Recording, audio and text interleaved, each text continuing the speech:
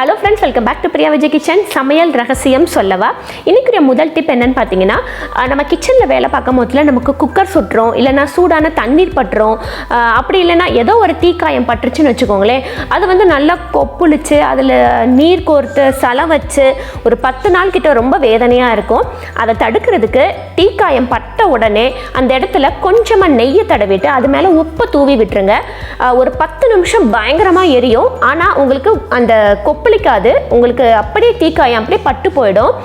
அந்த 10 நிமிஷம் வேதனை நம்ம அனுபவிச்சிட்டோம்னா ஒரு 10 நாள் கூட வேதனையிலேருந்து தப்பிக்கலாம்.